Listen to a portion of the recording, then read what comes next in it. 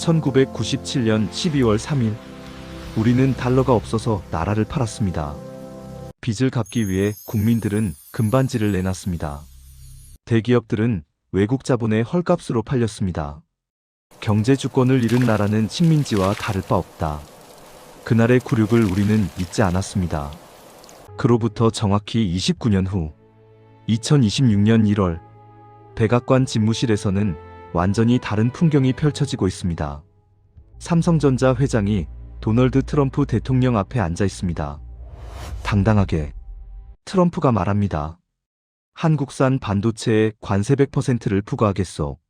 삼성 회장이 미소를 지으며 대답합니다. 좋습니다. 우리는 HBM 가격을 220% 인상하겠습니다. 트럼프의 얼굴이 굳습니다. 그건 협박이요? 아닙니다. 비즈니스입니다. 각하께서 먼저 시작하셨으니까요.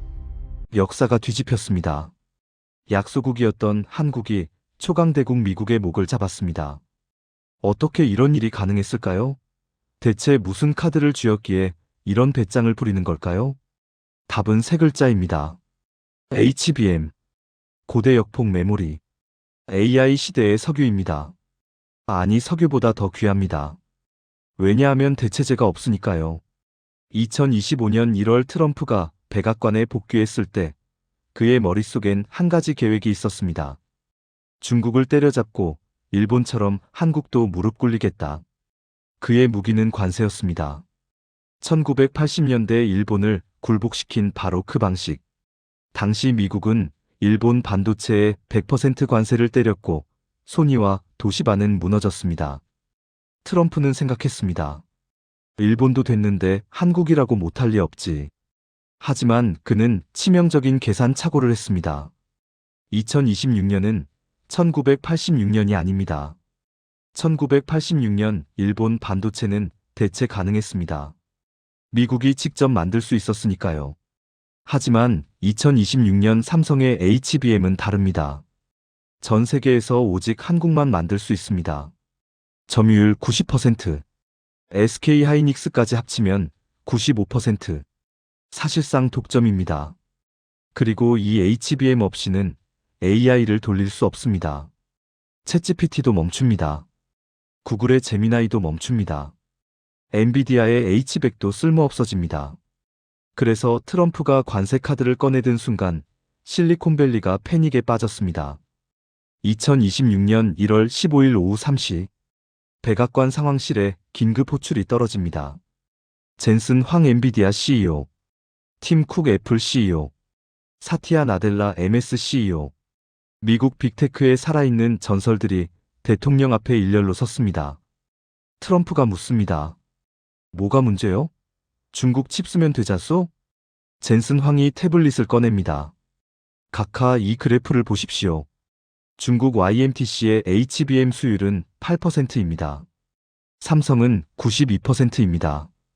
수율 8%가 뭔 뜻인지 아십니까? 100개 만들면 92개가 불량품이란 뜻입니다. 불량품을 GPU에 꽂으면 어떻게 됩니까? 서버가 불탑니다. 말 그대로 불이 납니다. 트럼프의 얼굴이 창백해집니다. 그럼 일본은? 팀 쿡이 고개를 젓습니다. 일본은 소재만 만듭니다. 완제품은 못 만듭니다. 도시바도 키옥시아도 HBM 양산 기술이 없습니다. 있는 건 한국뿐입니다. 사티아 나델라가 끼어듭니다. 각하 삼성이 공급을 끊으면 3일 안에 월스트리트가 마비됩니다. AI 트레이딩이 멈추고 금융 시스템이 다운되고 나스닥이 폭락합니다. 7일이 지나면 더 심각합니다. 미군 통신 시스템이 먹통이 됩니다. F-35 전투기의 AI도 멈춥니다. 이지스함의 레이더도 작동 불능입니다. 젠슨 황이 마지막 한 방을 날립니다. 각하, 이건 1980년 일본과는 차원이 다릅니다. 당시 일본은 우리가 압박하면 굴복했습니다. 왜? 대체제가 있었으니까요. 하지만 지금 한국을 압박하면 우리가 굴복합니다. 왜? 대체제가 없으니까요. 트럼프가 책상을 주먹으로 칩니다. 그럼 우리가 직접 만들면 되잖소. 팀 쿡이 쓴웃음을 짓습니다. 각하 HBM 기술 개발에는 최소 5년이 걸립니다. 그 5년 동안 미국 AI 산업은 완전히 무너집니다. 중국이 치고 올라옵니다. 구글도 아마존도 메타도 다 무릎 꿇습니다. 빅테크 시대가 끝납니다. 회의실에 침묵이 흐릅니다. 트럼프는 처음으로 자신이 진 게임을 깨달았습니다. 그렇다면 HBM이 정확히 뭐길래 이렇게 난리일까요? 쉽게 말하면 AI의 단기 기억 장치입니다. 사람으로 치면 뇌의 해마에 해당합니다. AI가 동시에 수천 개의 질문을 처리하려면 엄청난 속도로 데이터를 읽고 써야 합니다. 일반 메모리는 초당 100GB를 처리합니다. HBM은 초당 1.2TB를 처리합니다. 12배 빠릅니다. 이 속도 없이는 챗GPT-5도 제미나이 2.0도 작동 불가능합니다. 그런데 이 HBM을 만드는 기술은 세계에서 단 두 회사만 보유하고 있습니다. 삼성전자와 SK하이닉스. 둘 다 한국 기업입니다. 점유율 합계 95%. 미국 마이크론이 나머지 5%를 가져갑니다. 하지만 최신 HBM사는 아직 못 만듭니다. 중국 YMTC는 겨우 프로토타입 단계입니다. 양사는 꿈도 못 꿉니다. 그래서 엔비디아가 H100 GPU 하나 만들 때마다 삼성이나 SK에 무릎 꿇고 HBM을 구걸해야 합니다. 이게 무슨 뜻인지 아십니까? 한국이 밸브를 잠그면 미국 AI 산업은 즉사한다는 뜻입니다. 석유는 사우디만 있는 게 아닙니다. 러시아도 있고 이란도 있고 베네수엘라도 있습니다. 하지만 HBM은 한국밖에 없습니다. 진짜 독점입니다. 이것이 1997년 IMF 굴욕을 갚는 역사의 복수입니다. 경기도 평택시 삼성전자 반도체 공장. 면적 289만 제곱미터. 여의도 면적의 10배입니다. 이곳에서 하루에 만들어지는 HBM의 가치는 1조 원입니다. 이 공장이 하루만 멈춰도 전 세계 AI 기업들이 패닉에 빠집니다. 3일이 지나면 월스트리트 AI 트레이딩이 마비됩니다. 주가 알고리즘이 먹통입니다. 7일이 지나면 미군 F-35 전투기가 날지 못합니다.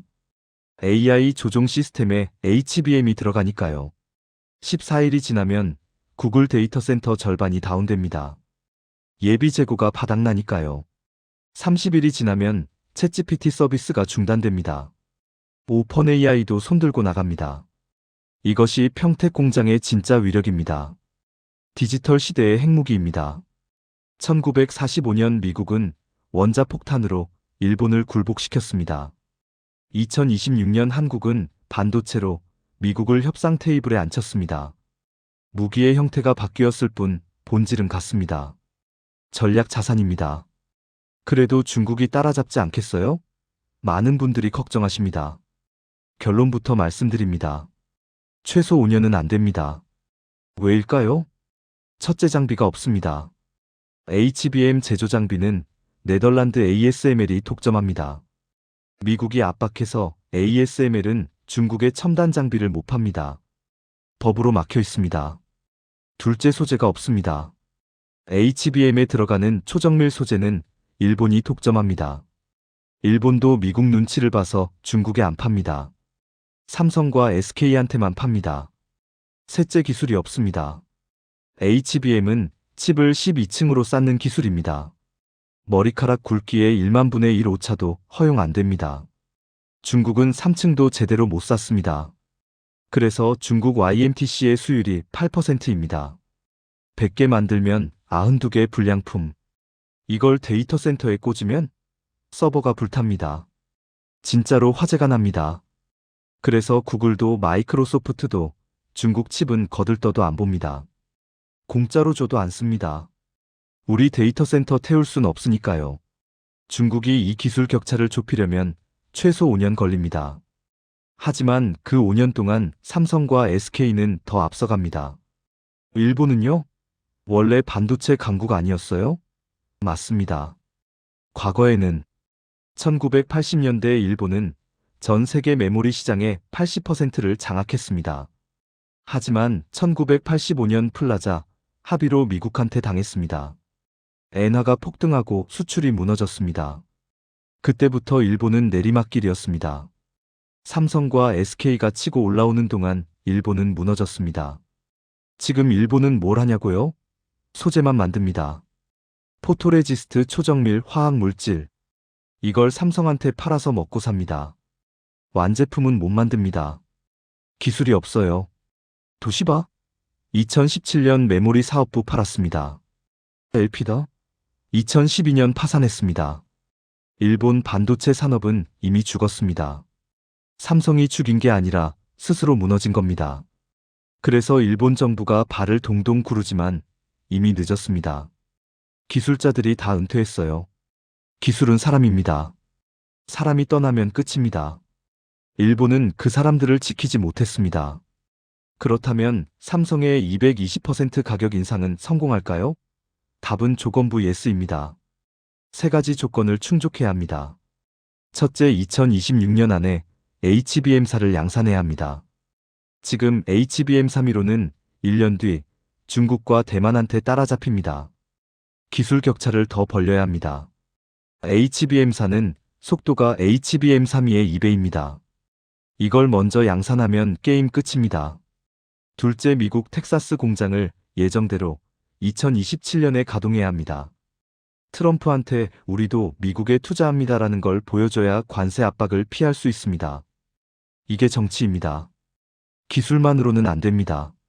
미국 유권자들한테 한국이 우리 일자리 만든다는 걸 보여줘야 합니다. 셋째, 일본 도쿄일렉트론, 중국 YMTC와의 기술 격차를 5년 이상 벌려야 합니다. 그래야 대체 불가능이라는 지위를 10년 더 유지할 수 있습니다. 이 세 가지만 지키면 삼성전자 주가 20만 원은 꿈이 아닙니다. 그렇다면 우리는 어떻게 해야 할까요?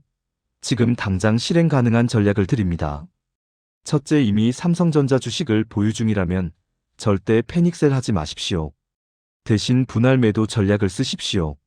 15만 원에 30%, 18만 원에 30%, 20만 원의 나머지. 욕심내서 다 들고 있다가 폭락하면 후회합니다. 이익 실현은 분산해서 하십시오. 둘째, 아직 매수 안 하신 분들은 12만 원에서 13만 원 사이 분할 매수하십시오. 이건 도박이 아닙니다. 대한민국 기술 주권에 대한 투자입니다. 역사에 베팅하는 겁니다. 셋째, HBM 관련 장비주도 주목하십시오. 원익 IPS, 주성 엔지니어링, 이오테크닉스. 삼성이 HBM 생산 늘리면 이 회사들한테 장비 주문이 폭증합니다. 연관주 효과입니다. 리스크 분산 차원에서 삼성 70% 장비주, 30% 포트폴리오를 추천합니다. 1997년 우리는 달러가 없어서 무릎 꿇었습니다. IMF 트라우마를 겪었습니다. 빚을 갚기 위해 국민들이 금반지를 내놓고 대기업들이 외국에 헐값으로 팔렸습니다. 두 번 다시 이런 굴욕을 당하지 말자. 그때 우리가 다짐했던 것 기억하십니까? 29년이 지난 2026년. 우리는 칩을 가졌습니다. 세계가 우리를 필요로 합니다. 미국 대통령이 한국 기업 회장 눈치를 봅니다. 백악관이 평택 공장 가동률을 체크합니다. 이것이 기술 주권의 힘입니다. 군사력도 경제력도 아닙니다. 기술력입니다. 1945년 미국이 원자폭탄으로 세계를 지배했듯이 2026년 한국은 반도체로 협상력을 얻었습니다. 삼성전자의 이번 승부는 단순히 한 기업의 이익이 아닙니다. 나라의 자존심입니다. 우리는 더 이상 미국 눈치 보는 나라가 아닙니다. 미국과 거래하는 나라입니다. 이것이 진정한 선진국입니다. 기술로 말하고 기술로 협상하는 나라. 삼성전자 12만 원에서 20만 원으로 가는 길. 그 길에 여러분도 함께 하십시오. 이건 투자를 넘어 역사의 현장입니다. 약소국이 강대국과 맞서는 순간입니다. 여러분의 통장이 이 전쟁의 일부입니다. 여러분의 투자가 대한민국을 지킵니다. 1997년 금모으기 운동처럼 2026년은 반도체 지키기입니다. 주식으로 참여하십시오. 댓글로 알려주세요. 삼성전자 계속 들고 가시겠습니까? 아니면 지금 새로 들어가시겠습니까? 반도체 전쟁은 시작되었습니다. 승자는 한국입니다. 여러분도 승자가 되십시오. 구독과 좋아요는 기술 주권을 응원하는 여러분의 목소리입니다. 함께 해주십시오.